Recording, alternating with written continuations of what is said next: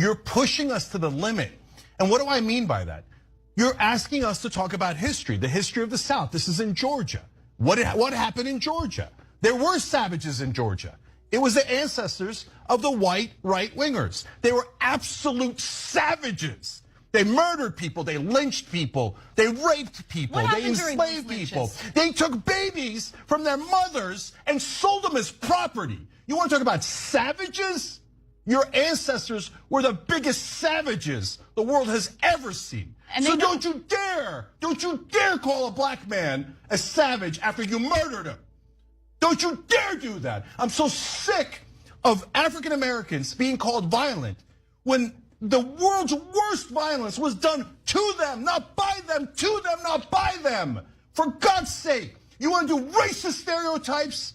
If it fit anywhere, and it doesn't, but if it fit anywhere, it would certainly fit white right-wingers in the South, who has hundreds of years of history of being savages. Savages! Which oppression was worse, the oppression of women or the oppression of African Americans or blacks? They used to eat us. Really? Wait, what? Eat? African Americans were eaten. Do they not teach this? They were eaten. Do you think there was widespread cannibalism in the United States? In this was with a specific lady in New Orleans, and she I know who you're talking about. Wait, hold on. One example of cannibalism is not evidence of widespread. They used to skin us and make leather out of it. Like, why is that even a question? I think he's saying because you're only pointing to like one example. It's not. I'm going to say this to all of the white people as a white person. We are the problem with this country. We have been the problem since day one. Since we designed this country to benefit white people. Beating black people, lynching black people, tearing out the fetuses. This country will never recover. There is no coming back from this. And that is, in fact, a good thing for us. America needed to implode from the inside because Lord knows there is no one outside of us that will make that shit happen. We had to do it to ourselves. This country has never been good. That was all a lie. It was all propaganda. This country was built on the foundations of racism, genocide, patriarchal systems, and one of the most exploitive economic systems that humans have ever seen in all of our history, and that is capitalism. 1837 on the Portuguese slave ship, the Aragante, the captain killed an enslaved man, cooked him, and made the other enslaved people eat him. And the crew ate the organs. In 1831, after Nat Turner's rebellion, they desecrated his body after his execution, and then some sources state that they boiled down his body to a medicinal substance for white people to consume as an act of final triumph. Vincent Woodward has a whole book about the incidents of this happening, the consumption of black bodies, not just literally, but physically, intimately. It's well documented. And within that book, there's another slave owner, a Kentucky man, who butchers and cooks an enslaved person in front of other enslaved people as a form of psychological terror. And then in 1888, the Mercury in Philadelphia releases an expose exposing white doctors who are tanning the skin of black people to make shoes and cigar boxes. One of the physicians was quoted as saying that black skin makes a specifically enduring leather. There was also cases in Mississippi of them making belts and purses and things from black skin. Thomas Thistlewood's diaries, called the Thomas Thistlewood Papers or the Thistlewood Papers, the slave owner himself kept a documented, detailed diary of all of the torture he inflicted on his slaves, including 3,800 cases plus of SA against black women, probably one of the most common crimes across the slave trade against black women. And he also invented what was called the Derby's dose, where he would flog a slave and then rub pickle juice or lime juice into their skin and then make another enslaved person defecate in their mouth. Typically, those kind of infractions would be eating a piece of sugar cane because they were hungry. And no, Miss Ma'am, you don't know who you're talking about. Madame Lalaurie did not eat her slaves. What she did do is chain them up with iron collars where she tortured, mutilated them, peeled their skin into strange shapes, and then murdered them. Just because you people are not educated enough to know what actually happened and you don't want to believe it because it makes you uncomfortable doesn't mean it didn't happen. When you try to see the way this black history is really coming out as an open book, this is something which is making some white people feel triggered. They feel raged. They could not believe how comes they come up to say each and everything their ancestors has been doing to black people, and at the same time these are the people who always come out to say that these black Americans are savages, are crime. Most of the crime in America, they should always point at them. They are aggressive here and there, but when the history is coming out to show that the way white criminality is something at high level of this land of America, the way white people have been always savages in different ways in history of America, analyze different people in different occasions, this is something making them have this comfort. They couldn't believe how come people are talking about this. This is something really needed to talk about, especially in this era. Let's dive into this next episode. Drop your comments in the comment section. Come with lots of commentaries. We are a country that stands for freedom, for rightness, for justice, for everyone. It simply doesn't apply to those who are not white. It just simply doesn't apply. And we were the most rapacious, aggressive, destructive, torturing, monstrous people who swept from one coast to the other, murdering and causing mayhem among the Indians. There's one Indian in there.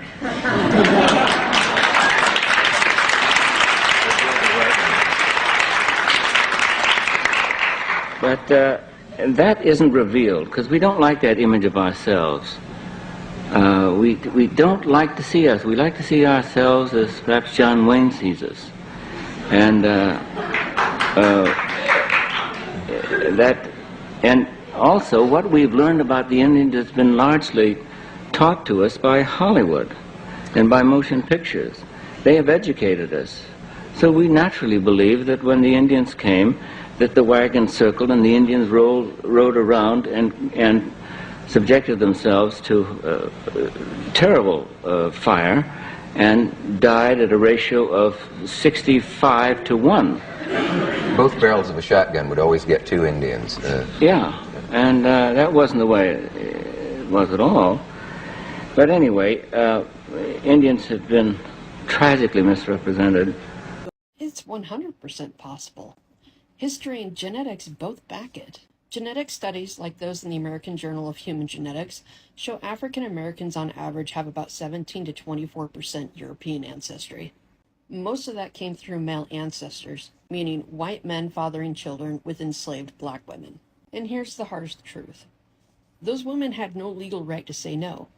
They weren't considered human, they were just property, and that's how this happens so often. Historians estimate that 80 to 90% of U.S.-born African Americans have at least one white enslaver in their family tree, and genetics confirms it. Mark Shriver found that 58% have at least one European great-grandparent. Of course, not everyone has submitted DNA, so these are estimates based on large-scale studies and historical record. So it's not just possible, it's overwhelmingly likely. The DNA confirms what history already documented. Tell me why I just learned that the fucking church invented slavery. And it was all because of this motherfucker named Prince Henry from Portugal. He actually went to Africa and he would kidnap people and try to use them to get what he wanted. And he realized like, yo, I can make a whole enterprise out of this. But he knew the church wouldn't back that up if it was for money. So he was like, okay, I'm gonna use the guise of converting them to Christianity, and that's why we're kidnapping them. And then the priests actually fucking signed off on that shit. And the way they picked the black folks to do it was they actually had 150 people that they kidnapped on a boat. And so they had Prince Henry ask one of his boys, like, okay, which ones do you think will be the best? And they had different religions, different races all on that boat.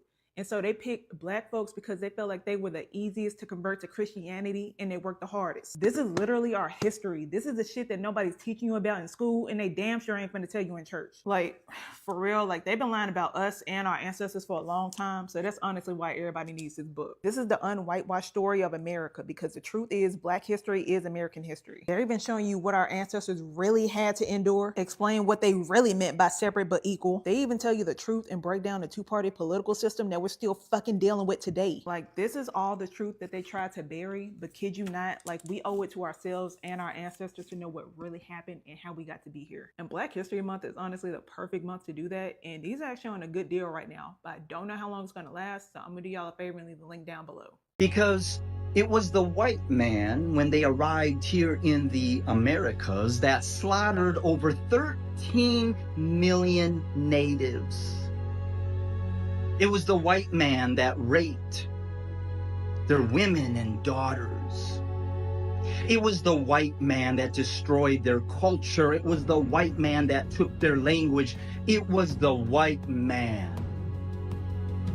that devastated the beauty of what was here prior. And standing on the words of Archbishop Desmond Tutu, when the missionaries came to Africa, they had the Bible and we had the land.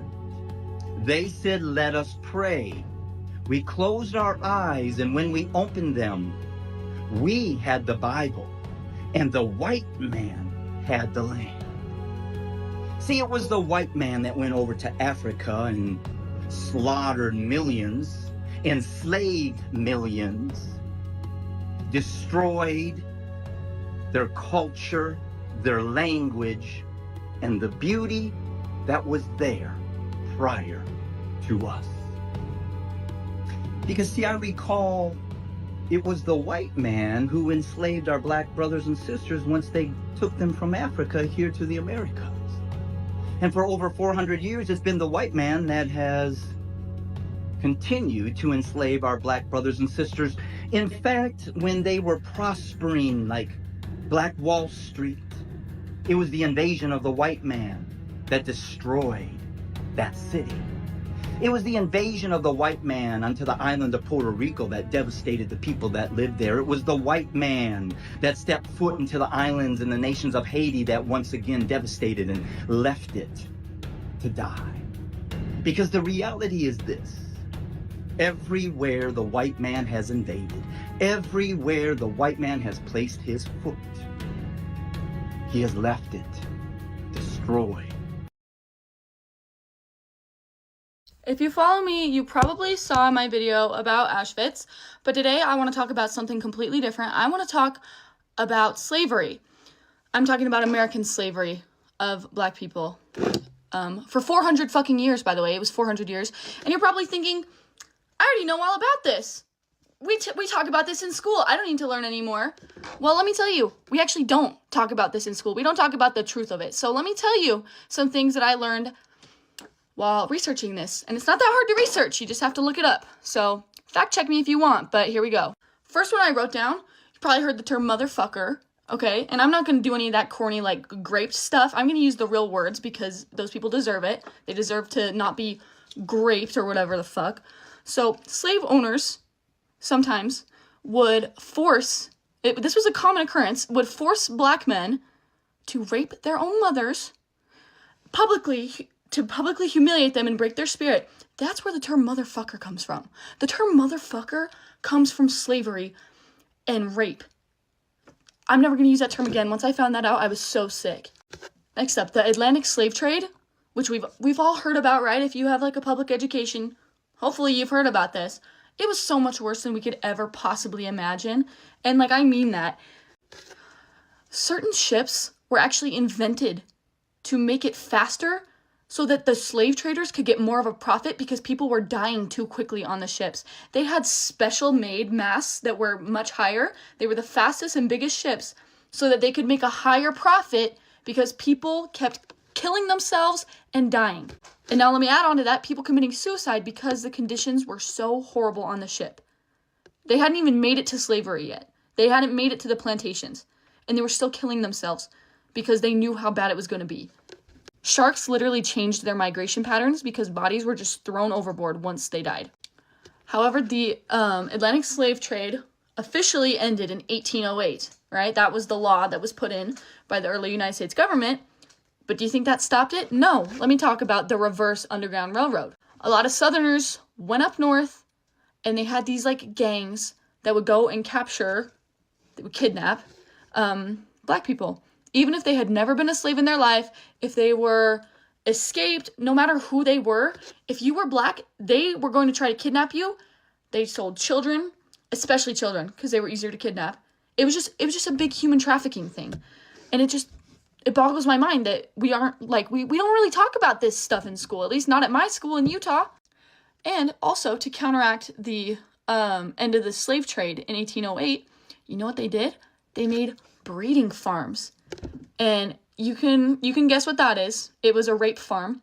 Girls as young as 13, you know, I wouldn't be that shocked if it was younger, but at least girls and women as young as 13 were sent to special plantations that were exclusively made for breeding, making new people to enslave. And I also didn't know about this, and I don't know, I'm just fuming right now, because, like, I knew it was bad, but, like, doing, like, a little bit of your own research makes you realize how horrible it was. Like so much worse than I ever imagined.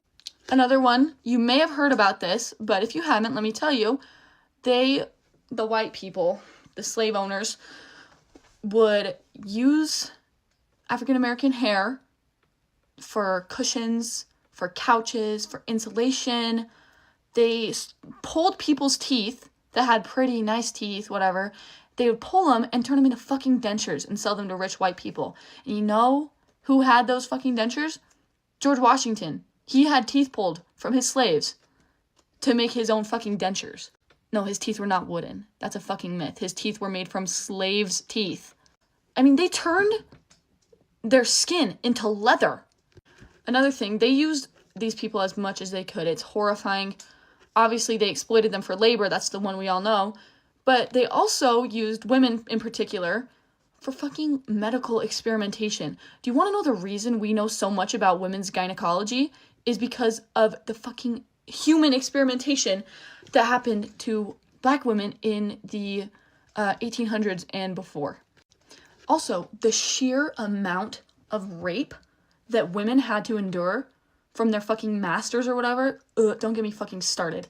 But the amount of rape that happened within, not just on plantations, but like during the slave trade, during auctions, it's just so disgusting.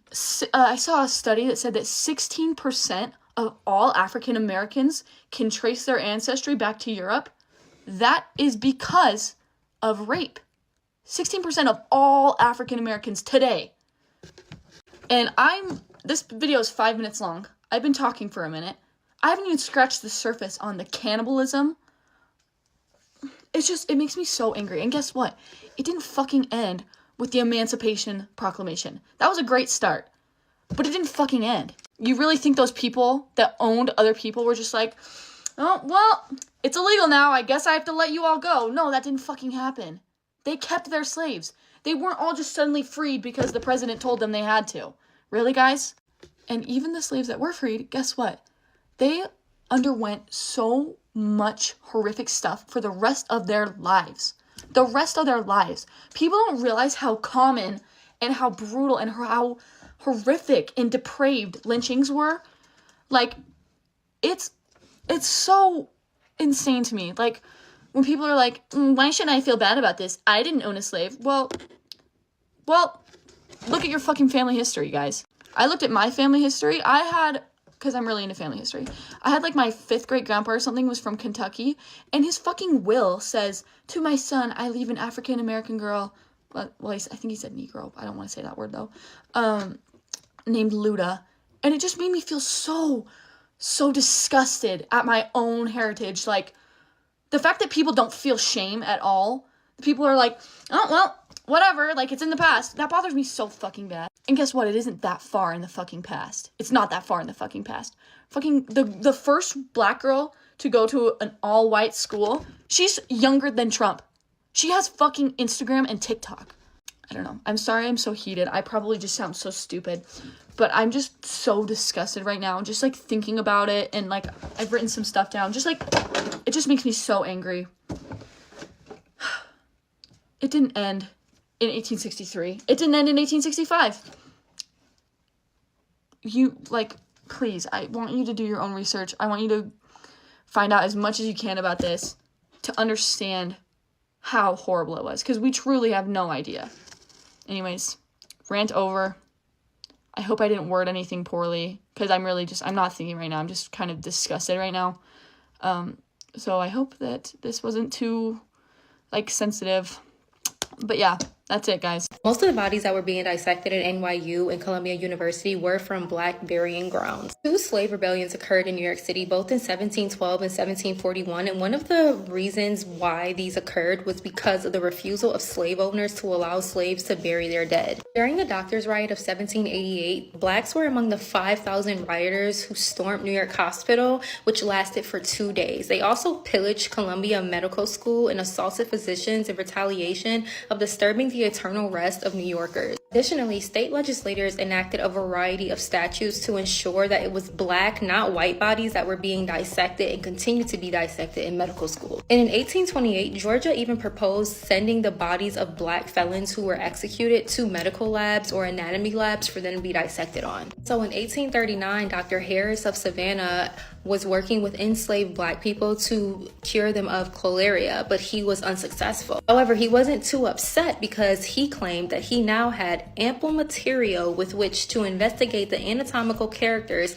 of the disease. In that same year, another physician, Dr. Edward Eve, intercepted the burial of one of his enslaved patients and removed her stomach. This wasn't just happening in America, as in 1828, the Burke and Hare affair occurred in Edinburgh. Between Christmas of 1827 and October of 1828, William Burke and William Hare murdered between 16 and 23 Scottish residents and sold their bodies to anatomy professor Dr. Robert Knox. However, Burke was executed because Hare sold him out for his freedom. If you ever heard the term Burking, it actually comes from William Burke, and that is murder by suffocation. The clinical material wasn't just Black people, it was also impoverished white. Like in 1866, in the case of Emily Brown, who lived in Baltimore at the time. She was a poor white woman who lived in a Black neighborhood where her body was then sold to the University of Maryland School of Medicine for $15 by John Thomas Ross and Albert Hawkins. The North was not safe for Black bodies, as well as many northern hospitals believed and expected Black people to submit to research, as an autopsy and dissection of their bodies was seen as payment for having been treated in charity wards. And while most Black bodies did come from the South, one doctor even noted that a professor of anatomy in a New England medical school told me he had an arrangement in which he received a shipment of 12 bodies of Southern Blacks that came in barrels labeled turpentine. Columbus didn't discover America. You can't discover a place where millions of people already live. He got lost. He was looking for Asia and landed in the Caribbean, and things got dark. His journal describes the Taino people as incredibly friendly, bringing gifts, sharing food. Columbus then wrote that they would make excellent slaves, so he enslaved them. He forced them to mine gold. If they didn't bring enough, he cut off their hands and left them to bleed. The Taino people in their population was hundreds of thousands when Columbus arrived, and then nearly went extinct within decades. This repeated everywhere Europeans colonized. About 90% of indigenous people died within a century, one of history's largest losses of life. And we gave this guy a holiday? Columbus Day became federal in 1937 because Italian-American groups lobbied for it while facing discrimination. Understandably-ish, but Italy produced incredible artists and scientists. There are better options than a guy so brutal Spain arrested him in 1500. A Columbus holiday says conquest was worth celebrating. Indigenous people, and many people still see it here as an erasure of Indigenous people. That's why we have Indigenous Peoples Day, to tell the story. It honors the communities who survived the genocide and are still preserving and honoring their cultures. Indigenous people still face colonization's legacy: stolen land, over 500 broken treaties, double the poverty rate. Missing and murdered Indigenous women barely get recognized and get any media coverage. So we need to stop celebrating the man who started this all, and we need to recognize whose land this is. We need to teach what actually happened. The Indigenous people's influence on democracy, agricultural innovation, nations that existed and still exist. This isn't political. This is just accurate, you guys. The land you're on has a history starting thousands of years before 1492. with people who built civilizations and lived sustainably. Their descendants are still here. They're still contributing. They're still fighting. They deserve more than a footnote while Columbus gets 3 chapters. Tell the truth. Let's honor these people. Let's learn from the cultures that understood how to care for this land. Indigenous Peoples Day is a correction to Columbus Day. There's a trend on this app right now where Black folks are sharing their DNA results. And I've seen a number of videos where Black folks are sharing their results and expressing shock and surprise at the fact that they have European DNA, anywhere from 5 to 15% European DNA. And initially, I was baffled at these reactions because if you are a descendant of enslaved African people in the United States, the likelihood that you have European DNA is very, very high. It is highly probable that you have European DNA for multiple reasons. But one major reason, a reason that I thought we had all come to accept and acknowledge as fact at this point. But the more I thought about this topic and the videos and reactions I was seeing, the more something began to occur to me. And that is that it is one thing to apply something, to accept and acknowledge something in a historical sense. It is another thing to accept and acknowledge it for your own self, for your own personal family line. I think at this point, the majority of us understand that being raped and SA'd was a regular aspect of life for enslaved people, both women and men, at the hands of the people that owned them. But I suspect that there are people who, they may be able to accept and acknowledge that these things happened in a historical sense, but they may struggle to accept that these things happened in their own families or to their own ancestors. And I understand why. These things weren't being talked about. They weren't being talked about when they happened for their own safety and the safety of their families. These stories weren't being passed down from generation to generation. Even though the epigenetic trauma of this sexual violence was being passed down from generation to generation, the stories were not. And I think with time, in some cases, that silence creates a certain level of denial. And I'm wondering if that is what's causing some of these reactions that I'm seeing, because now people are being required to face things that they did not want to have to face before. Share this story and follow We Are Push Black for more Black history.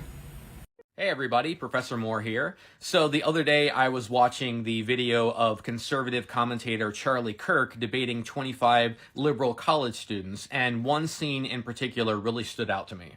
So in the scene, a student is discussing the racist violence that Black Americans faced for over a century in this country, and she points out how from the 1860s until the 1960s, 4,000 Black men, women, and children were lynched. Now, I think that it is so important that she's bringing lynching into the conversation because it is a critical topic to focus on if you really want to know the true history of the United States. However, the number of African Americans that were lynched in this country is far greater than 4,000. For many years, the best data that we had on lynching came from the Equal Justice Initiative. And in 2015, they released a study that found evidence for 4,400 lynchings of African Americans. However, in 2020, the Equal Justice Initiative released a new report that found evidence of an additional 2,000 lynchings, bringing the current number up to 6,500 lynchings of African Americans in this country. But even the number of 6,500 lynchings is probably still too low. And I guarantee that as more research is done, that number is going to continue to rise. And it's probably going to get closer to the estimate given by anti-lynching activist Ida B. Wells, who said that there was probably 10,000 lynchings of African Americans that occurred. However, even 10,000 might be a low estimate when we add in the number of African Americans that were killed in what were described as race riots. You might be familiar with the 1921 Tulsa Massacre, in which hundreds of African Americans were killed by their white neighbors in Oklahoma. When I was doing research on lynching, I came across thousands of accounts of lynchings in historical newspaper databases. But another thing that I came across over and over again were these accounts of massacres that were the killing of not just individuals, but dozens and even hundreds of African Americans. Here's an example of a headline that I came across from 1873, which reads, "The War of Races. Nearly 300 Negroes burned to death by whites in Louisiana. A horrible affair." Now, can you imagine how much that number of 6,500 or 10,000 would grow if we add in all of these episodes of race riots and massacres that killed hundreds of people across the country? We'll probably never know the true number of African Americans that were killed through lynching or white supremacist violence because so many of these stories have left no trace at all in the historical record. For example, in Margaret Burnham's recent book by hands now known, Jim Crow's Legal Executioners, she begins by telling the story of Ollie Hunter. Ollie Hunter was a black woman in her 60s that was living in Georgia. And in 1944, she went to a general store. And while she was in the store, she picked up a can of oil. The white male owner of the store screamed at her to put down the can of oil, which she did, and then she walked out of the door. As she left the store, the owner came up behind her and brutally beat her to death with an axe. Now, in the book, Burnham notes that we would have never known about this murder if it wasn't for a single letter that an individual sent to the NAACP complaining about how the man who committed this murder was never charged with the crime. And it wasn't until 2020 when researchers finally recovered the name of Ollie Hunter and brought her story back into the light. Can you imagine how many more Ollie Hunters are out there? How many more stories of white supremacist violence that are untold and waiting to come into the light? That's why I always say the true number of lynchings will never be known. But even if we ever did come to an accurate number of how many African Americans were lynched in this country, that number will never be able to reflect the reality and the horror of living in a society that allowed this type of violence to happen. Anytime we create anything, we can be sure of one thing: white people will be there greedily consuming it. But how crazy is it that for years, they were actually guilty of literally eating black bodies? White people are obsessed with us. They want to control us, oppress us, and if the current culture is any indication, they want to be us. But not many of us know that white consumption of blackness is sometimes literal. White cannibals aren't a figment of our historical imagination. Europeans often ate the mummified remains of Egyptians. Researchers argued it was for a substance Egyptian embalmers used to kill bacteria. But even when the health benefits of mummies were debunked, white people continued eating flesh. During the Atlantic slave trade, whites were known to eat the bodies of Africans when supplies ran low. Though it's suspected this occurred on many occasions, there is at least one documented case of this on the slave ship Aragante. White people also consumed lynching victims. When Nat Turner was captured after the revolt at Harper's Ferry, Virginia, enraged white people chopped him up to pieces, made accessories from his skin, and used the fat from his body to make grease. White people are obsessed with consuming us. Though they don't eat us as meals anymore, they still consume our culture. We should be careful about the white people we support and those we invite to the barbecue, especially since our well-being might be on the menu. What if the conspiracy is back when America was formed, our founding fathers were actually the super rich people at the top of society, and they wanted to have control of it instead of the British government. So they whipped up a bunch of grievances and then paid a bunch of poor people to fight a war for them for independence. And then when that war was done, they pit their poor white workers against their enslaved black workers, and they pitted those poor white workers against the native population who they said, hey, you can go steal their land, to make sure that that white working population would never band together with the enslaved people or the natives, because that would be a threat to their power. And then, what if they took that system and just kept renewing it year after year after year, until they not only controlled the eastern seaboard, but the entire continental United States? What if all of this came to a head with a civil war in the 1800s that led to the abolition of slavery as a strategic measure to undermine the power of the South because their labor force was predominantly made up of enslaved people? But what if that abolition stopped short of full equality because the same elites wanted to keep up the class divide between their white middle class and their formerly enslaved working class, and their targeted for genocide native class?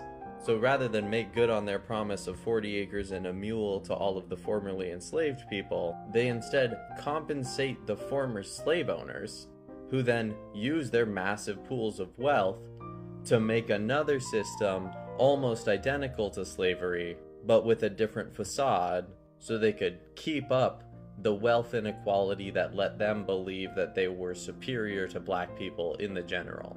And what if they maintained that inequality all through industrialization, because it was materially advantageous to those super rich to keep their underclasses divided? And they did that all the way up until the civil rights movement, when there was massive pushback against it. So they offered them some piecemeal concessions, while all the while maligning communism and socialism, the systems that would actually address the inequality that they were using to control the American populace and our entire way of life, social structures, governmental structures, educational structures, institutional structures. While they also undermined those civil rights movements and assassinated their leaders. And then over the next 50, 60 years, as people forgot the urgency and the need of those moments, those same super rich elites harken back to this time of even greater wealth and social inequality as some sort of golden era for America, so they can build support for a large fascist movement whose promise is to go back to a time before women had the right to vote, or before segregation had been abolished, or before slavery had been abolished, because they really liked the wealth and control that those versions of society gave them. And what if they have a vested interest in spreading racist, sexist, homophobic, transphobic, ableist ideas, classist ideas, to continue to divide the population that is beneath them so that they can continue to maintain their control, and possibly push us back into one of these even more horrible versions of the system we have now? What if that's the conspiracy? Whenever you hear people always like to say nowadays that things are no longer the same compared to other days. The table has turned. Have you ever think that there will be a time the Black history would come out as an open book published where each and everyone would see? You know very well white people have been always trying to put so much effort to cover this history. They thought that no one would ever talk about it, and black people, they will never knew what really happened to them, especially on their ancestors' side, because they knew that this new generation, they will just grow up, they will be highly educated, they will just mind their own businesses, looking away the past term. No one was going to know what really happened in the past. Guys, let me know what you think on the comment section, and thank you for watching. Let's hit 1,000 subscribers.